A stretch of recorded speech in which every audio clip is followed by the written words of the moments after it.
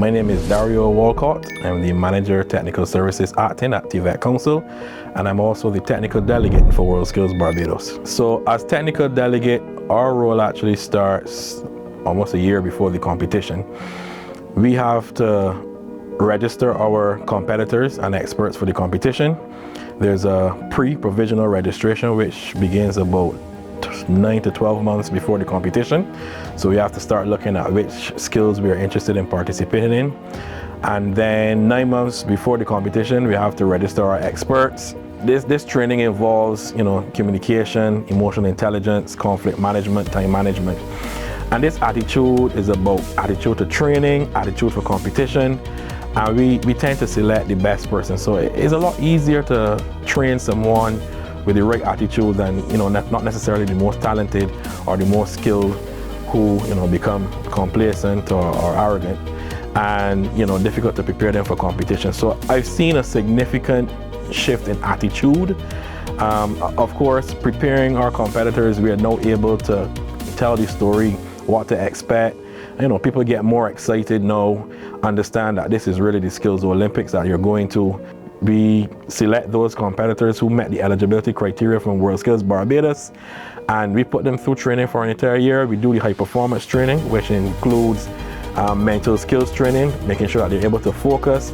There's the physical fitness, the running, the gym, and we also couple the mental skills training with the physical fitness, because Dr. J will tell you, as long as the mind is fit, the body can operate. And there's that, and then there are preparatory competitions or friendly competitions and workshops. I really would like us to get some medallions for excellence. I still want to be realistic in terms of our opportunity and our ability to achieve a medal. And sometimes you have to be patient with yourself, because China is the top performer in WorldSkills right now, but literally 10 to 15 years ago, China joined and China was at the bottom of the pack. But with investment, they were able to soar to the top. For us, as we build on this road to Shanghai, I am quietly confident that we are able to pull off this medallion for excellence this year. But as I said, we still need to remain patient with the team and understand that you get what you pay for. So the more we invest, then we'll start to see the results.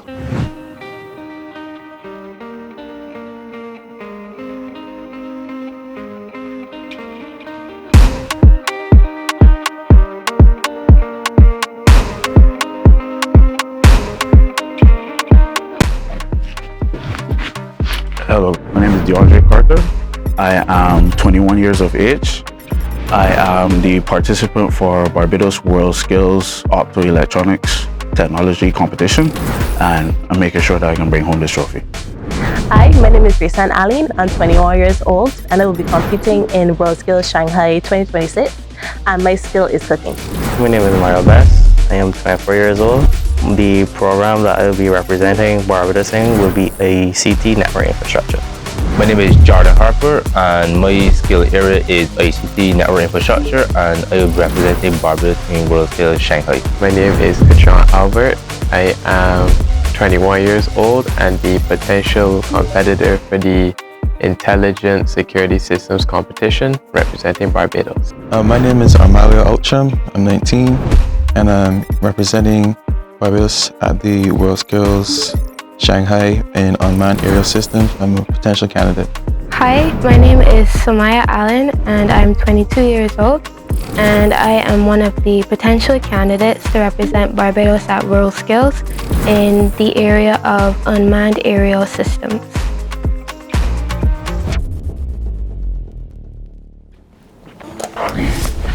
Hi, I am Dr. Janelle Chase Mears, and I am the lead in the high performance consultancy team for TVET WorldSkills 2026. What we do when we are looking at high performance training, we are looking at several phases where we are looking to assess both the experts as well as the individuals who will be competing, understanding how their brains work, understanding how their physiological systems work under pressure, because competition, anybody that knows anything about WorldSkills is a big event and it is a lot of pressure. And we want to equip the athletes with the ability to understand how their bodies are working efficiently and effectively. And we also want to allow the athletes to get support throughout the entire process. We're also going to be looking at output performance, so whether or not people can make good decisions, whether people are processing information with speed. So my language will be information processing. We're going to look at stress exposure. We're looking at decision making. We're looking at memory, and we're also looking at strategy. So those are things specifically when we go into high performance and mental skills for the athletes and the competitors, and I would also say the experts. And then from there, we actually design and develop a program that looks at their mental health, their mental well-being, their cognitive skills, their performance, also strategy, vision for the expert as well too, and help the experts understand how to coach the athletes a lot more efficiently, because most of them are not coaches, most of them are actually just instructors in their specific spaces. And they may not have those skills to actually help the athlete get the best performance. So that's how we come in. There's a mixture of physical, as well as mental, as well as cognitive, and just being able to manage your emotions as well too. So we design a 4-phase program with the assessment, then we do general preparedness, then we do specific preparedness, and then we do the competition, the real stuff. But then we actually are helping them along the process. Usually it takes about 9 months when we're doing this work with them. And then it's go time, it's competition time. Before we were expert and trainer, we work as a team, joined the first course, joined the intermediate course of the optoelectronics offered at the NUPW Center, the new center that was opened by TVET. So we work together as a team, so I know he's capable of. I know his weaknesses and strengths even before I had to start training him. So he's a good fit, Dre. I think that he's going to do good things. My name is Godfrey Alicock, and my area is optoelectronics, which is skill 60. So lucky for me, his father is in the field, so he has experience with it. He's very passionate about it. And it seems like something that he wants to do in the future. So I'm just glad that I could be there to facilitate and help him achieve those goals, and also achieving some goals of mine, because I carry my skill to the next level. Risan is bringing the awareness of global standards. Risan also is bringing her bold, unique flavors that are required for this competition. She's a very strong-willed person, and she is going to do well for Barbados. My name is Angela Garraway Holland. I'm the expert in cooking, 34, and I'm representing Barbados WorldSkills Shanghai. We have a really intense regime. There are going to be penalties as well, because we started with some penalties for Risan, and she's aware of those penalties. And we just have to, keep focus and just keep remembering, the global standards and our technical skills. At this level, I would say that lots of practice, intense training, mental and physical condition as well. And it also takes knowledge of the standards. WorldSkills is an exam. Intelligence security technology is about the suite of devices and applications that would be used in CCTV access control, perimeter monitoring, and anything along those lines to protect property from unauthorized entry. My name is Paul Dritz, and I've been selected as the expert for intelligence security technology to represent Barbados in Shanghai in 2026. Personally, my way of assessing my competitor will be when I get some equipment, I can try me deep in and see what happens, so he get understanding of what it is that we do on a daily basis. But when I actually get the equipment set up and I start training, then I'll be able to give you a better answer on how I think he can perform in China. To prepare my competitor at this level for WorldSkills, I believe basically have them ensure that they know what the standards are. Make sure you need to practice, because that's a big part of it. All the skills that they will have to show. Essentially, that's it. Obviously, there's the nitty-gritty of getting the research in and whatnot, but ensuring you know the overall standards and what is expected. My name is Desiree Jordan, the expert for ICT network infrastructures. The railroad will be the cabling, etc. So they will need to know how to physically do the cable, be as efficient and quick as possible, get the physical cabling, knowing the speed, knowing how to basically design and produce the systems required based on customers or whatever your customers' request is. So, yeah. The first session that we did, I explained to them exactly what the competition was. And because, that intelligence, that knowledge helps them feel a bit more comfort. Hi, my name is Jelani Payne, and I am the chief instructor at Robot Adventures. And my skill area is number 64, unmanned aerial systems. And that's what we're going to be partaking in WorldSkills competition in Shanghai 2026. This year is a really interesting is happening where we have two competitors, but only one competitor can actually participate on behalf of Barbados for unmanned aerial system skill number 64 at WorldSkills Shanghai in China. But how I shared it with them is you're not competing for one spot per se. One of you is a guinea pig because this is the first year we're running unmanned aerial systems. So lucky for them, whoever goes forward, they will be the person who is being tested upon first, and they're going to work on all their various kinks, and it's going to get better in the next 2 years. So then so the person who doesn't go forward this year still gets all the training. They still get to see everything. They get to see all the areas where I, as an expert, and the other competitor messed up, and they get to come in shining. Of course, though, the competition will obviously be harder next year because now you will have more persons entering.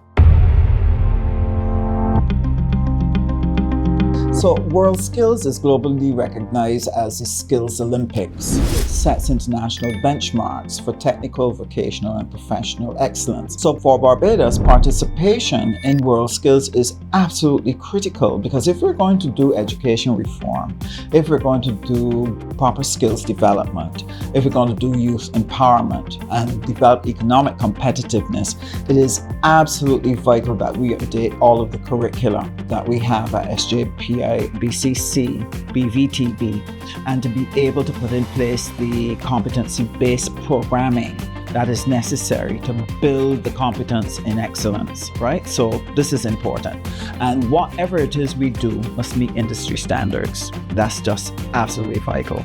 So what we'll be able to do with the workforce now is to have them aligned with tourism, construction, manufacturing, the creative industries, and emerging technologies. And this will help us to do something that is desperately needed in Barbados right now, youth empowerment. One of the things we're finding in engaging our youth is that some of them don't feel empowered. They don't feel the platforms work for them. They can't find the entrance. They can't find the access. What we're doing in this ministry is preparing them to be able to engage technical and vocational education. That gives them that doorway, gives them that access, helps to build their confidence. Once we begin to show them what are the career possibilities that can come from any of those streams, then they don't have to run looking for a lucrative stream. They can look for what suits their potential and their interest and find the pathway to the lucrativeness that would be available on that pathway. And that is why this is very important. You have to help their mindset by giving them exposure, international exposure, to understand what is really required if you're going to be the world's best. And what this will do is help them to be able to travel anywhere in the world and actually offer their skills. What this will do is put Barbadian human resources in high demand across the world. And once we begin to build that type of reputation, that is going to augur well for our country. Because this is part of our ongoing planning and our strategic planning for the ministry, this is why it's important for me to attend the WorldSkills. They're actually having a meeting that will incorporate ministers who have responsibility for technical education. And it gives me a chance to talk with them, build relationships, because the other thing that we have to do, we have to be able to identify institutions that we can build partnerships with, and also to have the opportunity to hear what are their experiences in transitioning their population, because there's a lot to be learned from what they have encountered, and therefore what we need to include in our own programming for moving Barbados to a world-class economy by providing our people with top-notch skills. Technical vocational education is very important to the economy, especially in times of economic diversification. As you know, we need a country's educational and training provision is tied to its economic prosperity. And so right now we stand on one leg really, that is tourism, and to some extent financial services. So we need to diversify the economy, reduce unemployment, increase productivity, and make better futures for our citizens on the whole, especially the youth. WorldSkills, we use WorldSkills as a benchmark. It shows you where you're at as a country in certain skill areas, in the ones that are important to you, where you were with the rest, and alongside the rest of the world. This world is a very rigid place. I mean, nobody owes you anything. If you are in a particular sector, you have to perform to the world standards. If not, your products would not be important. So it is first a benchmark, and when you benchmark, you would realize the gaps in the curricula, the gaps in your training, the gaps in your infrastructure, and I mean your equipment, etc. So in order to compete worldwide, you have to come to world standards. In the past, all of the competitors who went to WorldSkills have found good jobs and have moved on to higher things. Some have moved on to even higher education in the technical field. Some have set up their own business. And I'm saying that we have to model what happens in places like China. In China, they are not only given a set of money, but they're placed in some of the best universities, technical universities to work, right? So we have to big up our competitors. So there is opportunity. Once you go to WorldSkills and you go on that stage, there's opportunity. We have had some experts who've been helping us. They're already in their field, and it helps them to boost their technical and their delivery skills. And if they're entrepreneurs, it helps them in that field.